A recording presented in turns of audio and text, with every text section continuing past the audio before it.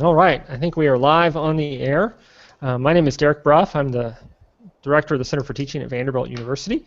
Welcome to the Week 5 virtual Q&A for our MOOC on STEM teaching, an introduction to evidence-based undergraduate STEM teaching. I'm very happy to have folks here tonight or watching this on YouTube after the fact. Tonight we have, and I say tonight, it's 8 p.m. here in Nashville where I am. Tonight we have a couple of guests on the Hangout. One is Rique Campa, who you may remember from a previous Hangout. He is here tonight as the module lead for our module on problem-based learning. Hi, Rick. How are you doing tonight? Hello, Derek. I understand you're out in the country. Yes, I have a internet connection, so later horribly. We'll do our best. All right, we will do what we can with rural broadband, which is a bit of an issue in our country. We also have Janet Littrell from the University of Pittsburgh. Janet headed up our module last week on Writing to Learn. Janet, how are you doing tonight? I'm very well, thank you, Derek. Nice Excellent. to see both of you. Yeah, this is good. I like the live hangouts that we're doing for this course. It's a lot of fun. The discussion boards are great too, but there is something about the video and the chatting with each other. Well, so we have launched this Hangout live on air on our Google Plus page. This is structured as a virtual Q&A, and so we are encouraging you, the viewer, to submit questions that you might have for Rick or Jan, or I guess for me.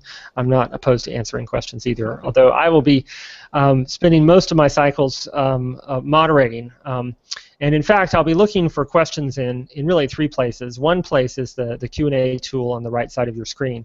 If you don't see that, you may have to hover over the left side of your screen and press the Q&A button, but that should pop up the Q&A tool on the right side of the screen. There you can submit questions, and I can use that to kind of manage the question queue. We also have a couple of other ways to submit questions. One is on the MOOC site itself, on the Coursera site.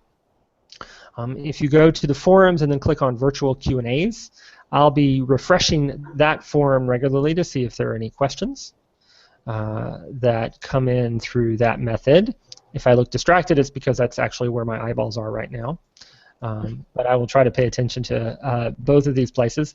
I will also be live on Twitter, mostly using the Sertal MOOC handle tonight, I believe. But if you'd like to submit a question or just chat as we're going, feel free to use Twitter for that. Just include the hashtag STEMTeaching in your tweet. Hashtag STEMTeaching. That way it'll show up in my search, and I'll know to respond and check for that. I think that's the basics for participating. So with that, we found that it sometimes takes a few minutes for folks to kind of get here, and that's quite all right. Also, I would say if you have any technical questions as we go, the Q&A tool is not a great tool for that. I would recommend that you go to Twitter or the Coursera platform, and I'll help out as best we can. I know Kitch Barnacle is around too, and she can help certainly on the platform. So with that, I want to start with a couple of questions for Rick and for Jan to get us going, and then certainly as you guys arrive and have questions, throw them in the Q&A tool or those other locations. So Rick, let me start with you. We had a module on problem-based learning back in week 4. Seems like a long time ago now, although that was just last week. I've been focusing on week 5 in our motivation module.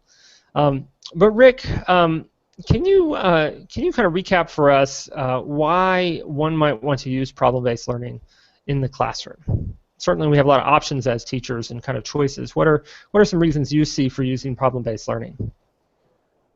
Yeah, that's a good question, Derek. I was back up just a preamble to my answer. Is I was first introduced to problem-based learning probably in first few as a professor. I was on a teaching fellowship by Smith, and Carl here kind of guided to to see some of the values of learning in the classroom, especially in the classroom. As a professor, he encouraged to think about who's in our room. What are the people in our classroom want to be when do they want to be teachers? Do they want to be biologists? Do they want to be physicists? What going to be? And the thing about based learning, why I like to use it, is because you can use it to emulate the working environment of future professionals. So what better way to help students use principles, concepts, some of the methodologies that they'll expect in a professional classroom where you can facilitate that learning as they at times integrate concepts, apply, but you can do it in an academic, safe environment for students. Rick, let me jump in here. You are awfully choppy. Let me ask you, can you turn off your video camera and see if that helps a little bit? There should be a button near the top. Oh, there you go. All right. How does that help? Not yet, but keep talking and it might get better. Yeah. Okay, so I think the idea with I see the benefits of using problem-based learning is it really promotes the professional experience of how you're going to use the material that you're learning in classroom in real-life situations. It provides a safe environment for you as the instructor to help guide the students in helping them integrate and use the information that you're presenting in class for them to learn how to apply it to real-life situations. Excellent. Thank you. Actually, you sounded a lot better. So I think we may have to put you on invisible mode tonight. Sounds good. But no, I like it, and I think we were having I was editing a document earlier today, and we were talking about reading about kind of who we're teaching and why we're teaching them, and so I think it's important to realize that some of the folks that we're teaching will end up doing kind of what we're doing, entering the academic space. Many will not. Many will go into other kind of professional spaces, and so preparing them for those types of environments, I think is pretty important. And certainly even in the academic environment, we tackle problems and we have to work in teams, and so those things are relevant as well. But I love the idea that you are kind of emulating the kinds of environments that they'll be in later.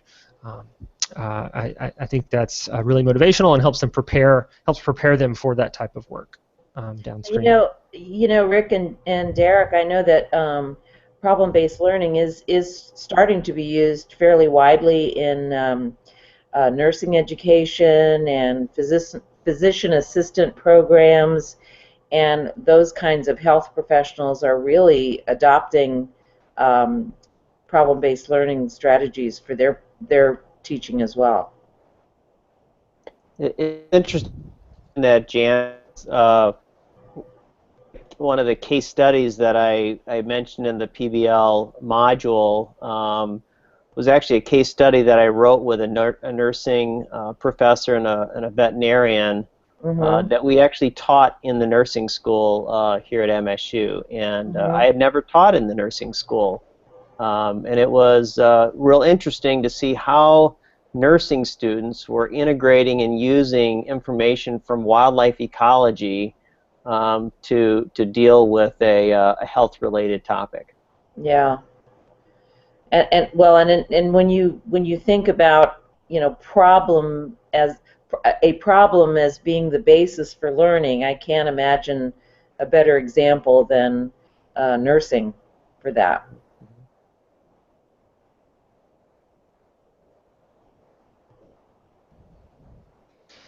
I was also struck, Rick, in your module about just like you say, the kind of work you do as an academic actually is, I think, perhaps closer to the kind of professional work that your students might do. I know the kind of research mathematician. Yeah, we do problems and all, but it's not quite the same kind of practical problems that you were talking about in your module. And so I think this may be something where some of us have, if not academic work, maybe consulting work that we do, where we can kind of draw on some of these problems and perspectives, which I think is important. Jan, for you, I'd like to, there was a lot of discussion on the forums around the use of writing in math, and I'm wondering if you have anything kind of additional that you'd like to say about that, as the way that we use these various teaching tools look a little different in different disciplines, certainly. And I'm wondering if you have any thoughts on the use of writing in the math classroom. Right. Well, this is an area where I think you and I, Derek, are going to have to do a little team teaching, because I think, like Rick, I'm going to just say a few words about how I came to talk about writing in the STEM classroom, and it's not, I didn't come to it through the doorway of science or engineering. I'm neither a scientist nor an engineer. I actually started out life as an English major, and so the writing in the humanities came to me way before the STEM fields did. In fact, I'm a pretty accidental STEM educator.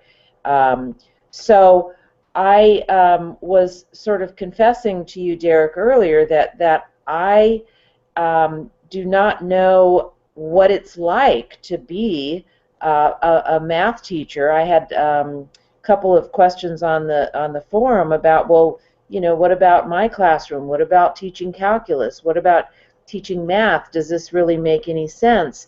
And I have to confess, I can't really answer that question from my own personal experience. So I can speak theoretically about this, but I was absolutely serious when I invited the participants to say, tell me, does this make sense for you in the world that you live in? So Derek, I would really like to hear from you as a mathematician.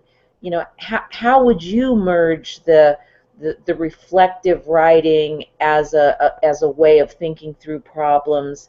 How would you apply that in a math environment? That's a great question. I've given this a little bit of thought. I mean, one of the courses I teach is a little bit weird in that it's a first-year writing seminar on cryptography, codes and ciphers and such. And I've taught this course a few times now.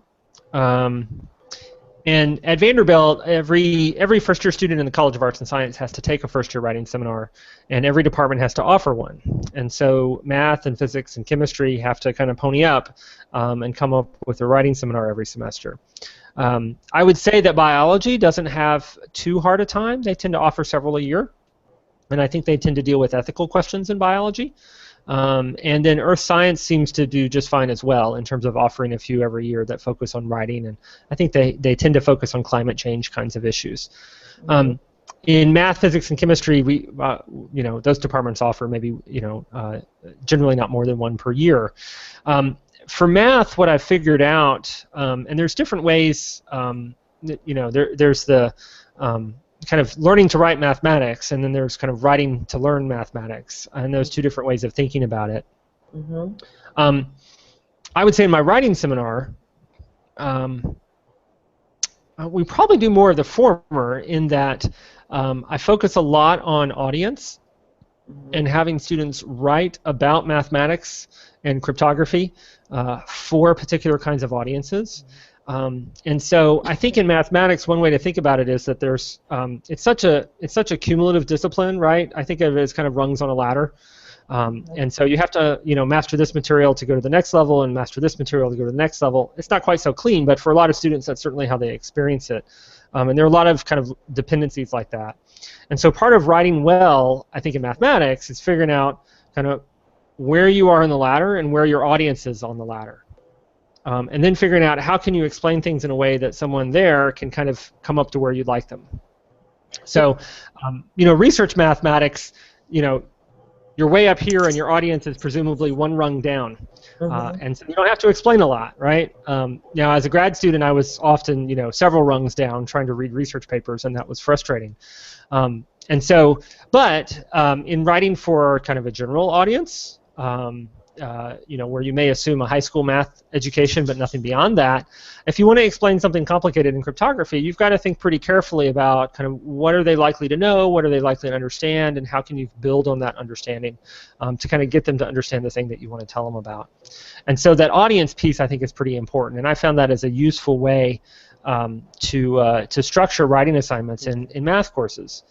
And one more example, in a or calculus or a linear algebra course, you can also do this kind of writing where you have students write for kind of the non-specialist audience. Write about this theorem and to your roommate, right, who's not taking calculus, and write about explain how the theorem works and why you would use it in a way that your non-calculus roommate would understand, right, or a family member, right, who's not a math major or something like that. And so I think that idea of kind of taking technical material and trying to articulate it in a way that someone else can follow, I think exercise the muscles, so to speak, that you were talking about in your module, and getting students to really start to kind of better understand their own conceptual understanding so that they can then articulate it for someone else. But what about this notion, I did try to draw a distinction between conveying information for other people to consume versus using self-reflection as a way to problem solve. Does that make any sense when you're solving a mathematical problem? Yeah, it does, and I would say that's another category. And so, I mean, an example that I heard about a long time ago is just to have kind of a two-column proof or problem where on one side of the paper you're kind of walking through the mathematical steps to solve the problem. Maybe it's a computational problem. And on the other side of the paper, you're essentially annotating what you're doing. You're writing your process down, right? I'm using this formula for this reason, and I'm doing this because of this. So I think that kind of reflection on your own problem-solving process is something that can work really well in a math classroom. Okay. And part of this is connected to how we do mathematics, in that we tend to actually kind of throw a bunch of ideas down and examples and fiddle with things until we start to see kind of what the pattern is, and then we can articulate very carefully what this problem-solving solution is. But it's messy first, and then it's orderly, right, after we write it up. And so I think trying to use some writing to learn exercises around the messy part of it can be very helpful for students. Because often what they see on the board or in the textbook is the finished solution, and they don't have the messy, creative thinking that goes behind it. And that's something you can write your way through. They think that it always was neat and tidy. They don't realize that it was once very messy. Exactly. And I think that's real important. Yeah. Okay. I wonder, writing to learn for students is messy, and it's messy for us, but oftentimes perhaps they don't see our messy writing. What students may see is articles we've published, or articles our colleagues have published, or book chapters, and so when we ask students to write things, is it an intimidating process because they don't expect it should be messy? And so I wonder if what kind of guidance would you give, Jan? An idea a colleague gave me a few years ago was, when you give students a reflective writing assignment, is to write with them. If they're doing some free writing, and to show them your own writing and show them how your thought process is. It may be messy. How do people organize their thoughts? That when we write it, it isn't necessarily as clean as perhaps they think it is, and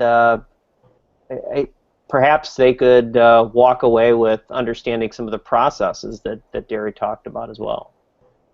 Yeah, I think that's real. That's a really important point, Rick. I think that students very often um, don't appreciate.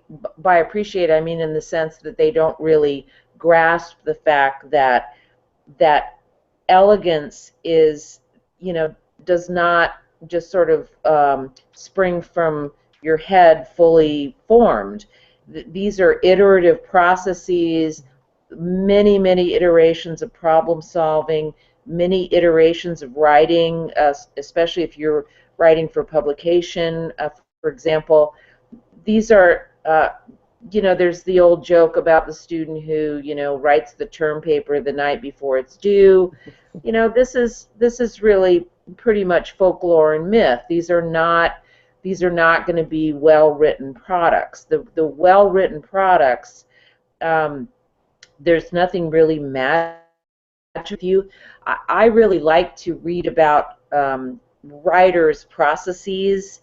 They tend to be very disciplined. I have to produce a certain number of words a day. I have to sit at my desk for a certain number of hours a day. Some very draconian. This Jonathan Franzen, who wrote a couple of best-selling novels, The Corrections, and what's the other one? Anyway, I can't think of the name of it. But this guy would actually take Gorilla Glue and plug up his internet, his USB port, so that he couldn't, fool around on the internet when he got tired of writing. Really, they go to great lengths to keep themselves on task. And I'm sure that mathematicians and wildlife biologists are the same way. That, if left to our own devices, we'll daydream, we'll digress, we'll shop online, whatever we do, and you really have to decide to decide to give yourself the time and space to do the iterations, do the self-reflection, really just stare at the wall and think if you need to. These are very important parts of the learning processes, and I sometimes I fear that this is not well understood by students. I think that the more sophisticated they become, the more they realize this. But I think especially younger undergraduates don't quite understand that this is the way it works. So that's one of the things that I really like about the writing to learn approach, that it does encourage taking it slow, doing more than one iteration. When my kids were younger, they used to take violin lessons, and this guy who developed this musical ear training method, his favorite expression was, the first 10,000 times are the hardest. And this is the way it is with everything. First 10,000 times are the hardest, and then it gets a little easier after that. So I love that it helps students understand that. Jan, I got to put a plug in for given some of your comments for some articles that have been in the Chronicle of late about the linkages between writing and endurance athletics or endurance running. That's a really good one, yeah. And I'll post those on the discussion forum if people want to read them. But that'd be great. They're pretty interesting. They had some of the similar linkages that you just made. Okay, great. But these are fairly universal notions. I mean, you could find examples, I think, from just about any walk of life, and the same might be said in sort of a segue type of way, that problem-based learning is kind of the same kind of approach, that you start with the problem, and and you work from there. I don't know if that really follows, but would you say that that kind of follows along the same logic, Rick? I think it's a good linkage. I think you're right, is that having students wrestle with some of the problems in class and having them figure out to identify the problem, figuring out what they need to learn to address the problem, learning new information, trying to apply that information to a particular problem, and then being self-reflective of what did we accomplish. I think having experience doing that in the classroom over and over, like you said, the repetition is a good thing, and gives them the confidence so that when they show up for work that first day in an engineering firm or in an agency or a non-government organization, and somebody gives them a problem that, of course, they've never seen before, they're not intimidated by being able to tackle a new problem because they've been through that process. So just how whenever you start writing a new article or a book chapter, it's something you've never written before. But so the first iterations, the first outlines are kind of messy, and so I think that is a good linkage, Jan. That doing it over and over gives us the skills, but it also gives us the confidence to start and not be afraid to be messy right off the bat. Mm-hmm. Yeah, so I think there's some commonality here between these. And I think one of the things that I think is interesting about writing and about mathematics, and I'll give you one more example in a second, is that that earlier work that you do is often not visible in the final product. Right, that you're doing a lot of pre-writing, right, and a lot of stuff you write may not even make it into the final product. And in mathematics, you're doing all of this, finding examples and finding patterns and scrawling stuff all over your paper. There's a lot of thinking that goes into it, but then you kind of order it all the right way and write it up differently than how you actually solve the problem. And so my other example, because I was a math computer science undergraduate major, is computer programming. And I bring this up because we have a writing studio at Vanderbilt, and I always have one of their consultants come to my writing seminar and talk to my students about the transition to kind of college writing. And they talk about two different writing styles that people tend to have. Some people are ekers, and some people are gushers. That's the terms that they use. Oh, that's interesting. Yeah, and so, I was an eker in college, right? I would sit there and think very hard and then write a sentence. And I was very confident that was the sentence I wanted to write, right? And then like 15 minutes later, I'd write another sentence. And I felt pretty good about that one too, right? You really loved your own sentences? I did. Well, I wouldn't write it down until I was sure it was what I wanted, right? Yeah. And so where other people will just write and write and write and then edit and edit and edit and edit until they have something that's really strong. Mm-hmm. And the analogy that I often draw, and I share this with my students too, because a lot of them are well, they're not engineering, but a lot of them are actually interested in computer science and data encryption and things like that, is with computer programming. So when I was an undergrad, my roommate, Wally, was also a computer science major, and I was an eker and he was a gusher. Right? So I would sit down with a piece of paper and think through the computer programming assignment we were supposed to do, and I would kind of plan it out and figure it out, and eventually I'd sit down in front of the computer, type in some code, and it would often work pretty well. Right? Where Wally would immediately go down in front of the computer and just start typing lines of code, execute it, run it, figure out what it did, what it didn't do, what the problems were, debug, debug, debug, debug, debug. Mm-hmm. And 3 hours later, we both had working computer programs. And so, Wally's process was very different than my process. A lot of his process wasn't visible in the final product.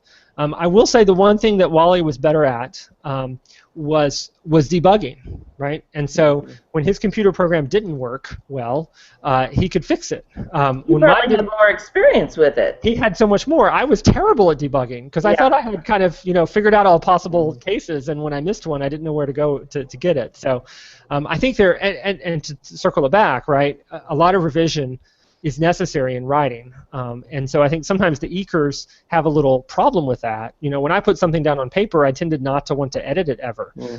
Right. Well, it sounds like the yeah. ekers might be a little bit risk averse, which may not work in your favor ultimately. Your example about Wally ending up being a good debugger, I think is a great example of, you know, if you're an eker and you can't put it, you can't commit to it until it's perfect in your eyes, you're not going to learn about, you're going to, I fear that you are going to be so focused on getting it right the first time that you're not going to get the benefit of that experience of going back and you know, the gushers might have a better, easier time. I don't know. Than the eker. That's what I found, at least personally, because I continue to be an eker. So if I want to actually revise something, I have to leave it alone for a week. I have to give it a lot of space and come at it with fairly fresh eyes. And then I feel like, okay, I'm not as committed to this sentence anymore, right? I can part with it. Now, what about if you take those two types? I love those terms, the ekers and the gushers. If you take those two types and you put those two types in a lab, and you have to submit your work to somebody else who's going to evaluate your work, who's going to have, well, who's going to learn more is the first part of the question, and the second part of the question is who's going to have a harder time with that? That's a good question. I mean, certainly the way the Writing Studio talks about these two types is that you kind of end up in the same place on some level. Your process is very different. It may look like the ekers aren't making much progress, where the gushers are writing copious amounts of stuff, but most of that's going to get edited, right? And so I think some of this depends on kind of the timing of it, and also what kind of practical options you have for being a gusher, right? I mean, can you sit? Do you have the time to sit in front of your, do you have the ability to sit in front of your laptop and type and type and type and kind of figure stuff out? Right. I know for me, one of the things that I found that's helpful as an eker to get me to gush a little more, right, and to be a little bit more kind of free in my writing, is that I doodle. Right, I'll go to the whiteboard. I won't actually write. I'll use pictures and concept maps and things to kind of get the ideas going. And so that's been helpful for me to get me over this kind of focus. I mean, there's a lot of stuff that happens in the head of an eker, I think, that's helpful. But I think there's a limit, actually, to how much you can, process internally before you have to start putting some stuff down and looking for connections. And so I think that's where the gushers probably have an advantage in like a lab environment, or if you're let's segue back to problem-based learning, right? If you've got a team working on a tough problem, if it's really hard, you can't just sit there and think your way through the solution. You've got to have people contributing ideas, doing some brainstorming, seeing what goes together, seeing what doesn't. It's got to be a little messy. And I think those with a messier approach, I think, are better equipped to handle tougher problems. That's my theory. Rick, do you have any thoughts on that? I think that's a good comment, Derek. The other thing I guess I was actually going to out is some of the word voices with quarters, people, or faculty, and hold on, Rick. You're warbly again, and your camera looks different now. Did you press the same button to turn it off? Turned it off. How does it sound now? We don't even have your blue man right now. Yeah, I have a man. I'll put off.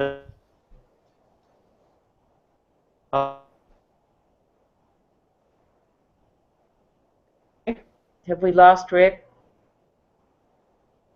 Hear me now, Jan and Derek? Yep, that sounds a little better. Okay.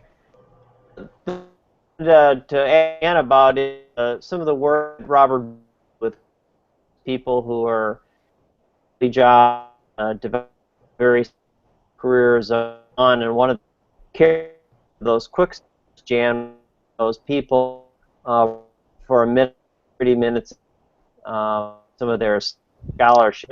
Sorry, Rick, we're losing you again. We're losing about every fourth word, Rick. Okay, so which does make for a fun kind of guessing game as to what you're saying. Yeah, it is kind of entertaining, but we can't really follow you. Let me that on again. Okay. Well, in the meantime, Derek, what interests me in what you've said. Oh, there's your blue man, Rick. Your blue man is back. Okay. What interests me in what you're saying is, what is the best way for us to help students become aware of, get to this level of self-awareness where they can maximize their natural tendencies and gifts and interests and aptitudes and all of that kind of thing? Do you just have to sort of do trial and error on your own learning? Do you have to be your own subject and get to know yourself somehow?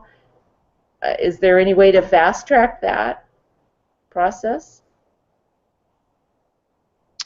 That's an interesting question. I don't know. I guess I have thought a little bit about how to help EKers become, to pick up some more skills, right? Like, to go back to the example, eventually I had to learn how to debug computer programs, right? Mm-hmm. Because I could only write programs that were so sophisticated, right, my way. At some point,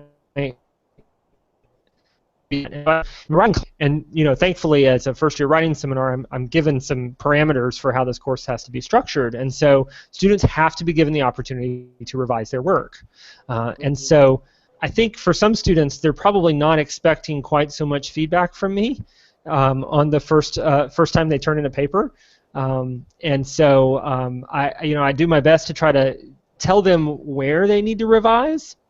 And for the first paper, a lot of times I'll even give them some suggestions, kind of content-wise, like, you didn't really raise any objections to your argument here. You should raise some objections and then kind of, counter them ahead of time, right? And so that's a nice way to add some complexity to your argument. I'm aware that they may have trouble thinking of those objections, right? Because they're kind of viewing things from one direction. So I might give them a suggestion or two. Well, could you respond to this objection? That kind of thing. And so I think structurally building in kind of revision process, doing some one-on-one meetings with students can be very helpful to get them to the point where they start to see that they really do need to revise things. And sometimes revision is not just a sentence level thing, but it's a whole structural thing. Mm-hmm. We did this activity a couple of weeks ago that I think worked, is that I gave them this kind of outline of a generic argumentative essay. And so there's a thesis and then an argument, and supporting that argument are pieces of evidence, and then another argument, another more evidence, and then the kind of potential objections coming in and counter arguments. And so it was kind of a skeleton of sorts. And then I gave them a sample paper from a previous semester, and I said, outline this paper. Mm-hmm. According to this kind of skeleton, so they could start to see some of the pieces. And I think that was helpful for them to kind of step back and see the whole piece of writing, which I think a lot of students have trouble with. Mm-hmm. One more strategy this is reminding me of that I learned from the writing studio is a reverse outline, is to have students write a draft and then go back and outline what they actually wrote, not what they thought they were going to write, but what they actually wrote, and then compare that and say, is this really kind of the argument you wanted to make? Right. Which I think is pretty interesting. That is pretty interesting, yeah. But again, we're talking exclusively about writing for communication, mm-hmm. And but as I pointed out in the module, as interesting and as important as writing to learn is, the vast majority of what they're going to be asked to do is additional writing, and that's a separate entity, but equally important. So at some point I was a little bit worried that I was coming across as saying, this is the only way to go. So I found myself Oh, and now we lost Jan completely. Fascinating. Rick, are you there? I'm here. Can fill in while we're finding. Okay. Assuming we can get your audio, I don't know. I want to come back to Jan's question because I do think it's kind of interesting to kind of play out some of the ideas in the writing to learn context. And in part because I think there's a low stakes piece to it that I want to come back to. Looks like Jan's coming back on. I guess am I back here? Am I back? You're back. Am I Yes. disembodied still? Oh. You're just a voice right now, but we hear you well. Okay.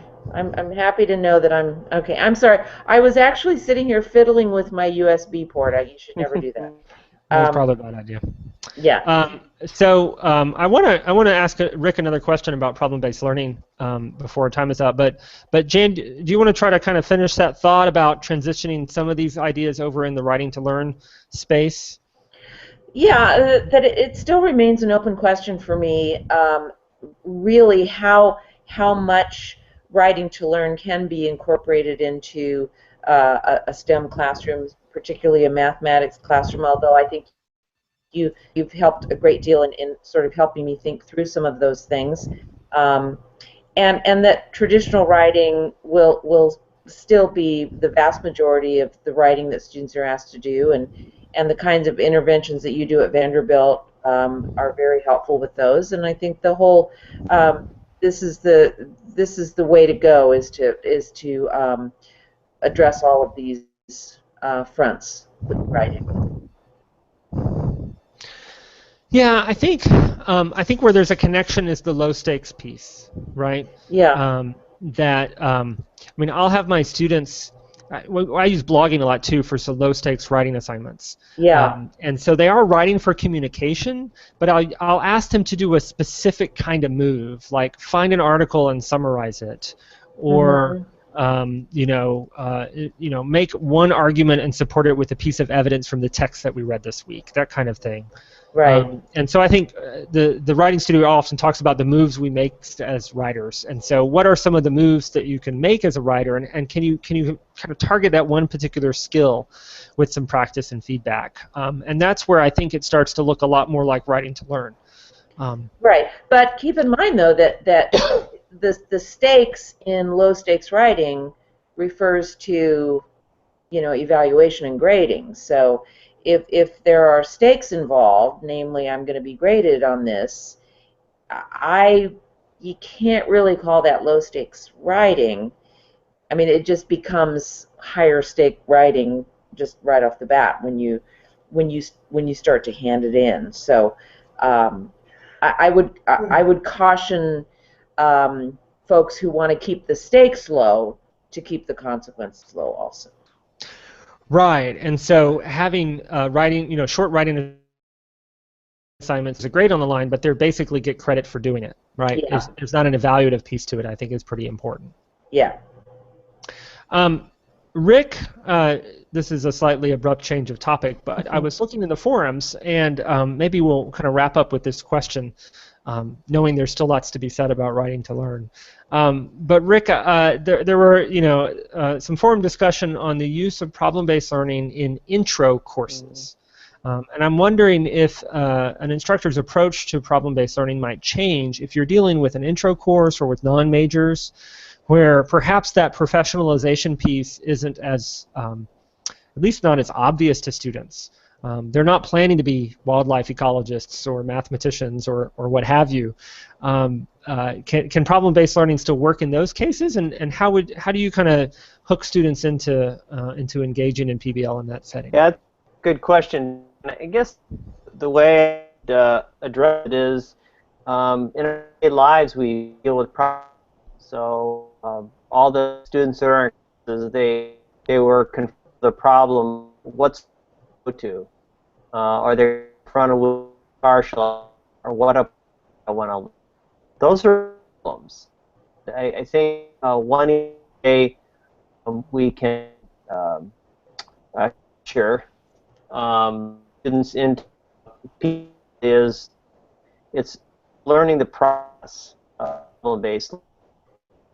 So apply that process to the attitude of problems we're either going to face in our professional lives or in our personal lives as we solve some of the problem. And I think this can be challenging students in intro classes. Go back to the low is perhaps we can keep them really simple with an emphasis on team process solve some of these early classes to help build skills, to help become confident at it. Okay, I'm going to jump in, Rick. You're still pretty choppy, but I'm going to try to summarize a little bit, I think, based on the 75% of words I heard.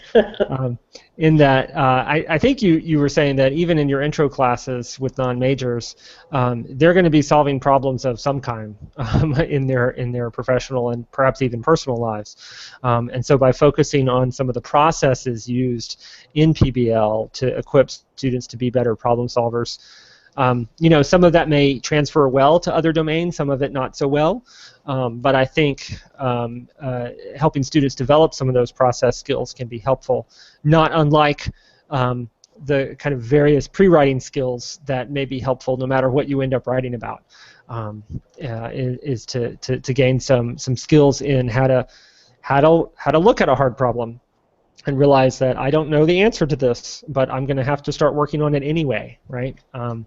And how to work together collaboratively to try to kind of solve something that one person can't solve. The other thing I would say, and this week we've got a module on motivation. That's my dog. Sorry. I got a new kitchen rug, and I keep expecting him to chew on it, so I'm watching him now. Where was I going with this? Oh, motivation, right? And just I think there's a real strong motivational component to problem-based learning that for students to see. I'm thinking of the interview with Andrew West, the astronomer, in this week's module. He teaches this course on alien worlds, and his mantra for the course is that science changes. Mm-hmm. Right, the science is a process, and we're constantly finding new information. And he says for a lot of students that come into the course, they don't know that. They think of science as just stuff they memorize, and it's all been figured out, and they just need to kind of learn the stuff that other people have figured out. And so by working with, and he's talking about non-majors. These are people who will take the one astronomy course ever. Mm-hmm.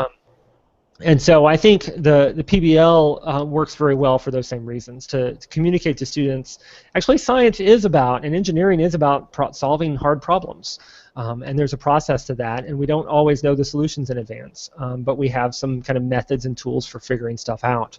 And I think for some students in a non-major class, that can be very motivational. It's actually much more interesting than just memorizing a whole bunch of stuff. Yeah. All right. Well, we haven't had a lot of cues for our Q&A, but I've enjoyed the conversation among the three of us. And we'll post this to YouTube, and maybe other people will enjoy it as well. So thank you, Jan and Rick, for your time. I enjoyed it very much. I enjoyed it. Thanks. Thanks. Glad you guys could be here tonight. And yeah, we will see people in the forums. I'm going to say goodbye. Bye. Bye, Derek. Bye. Bye, Rick.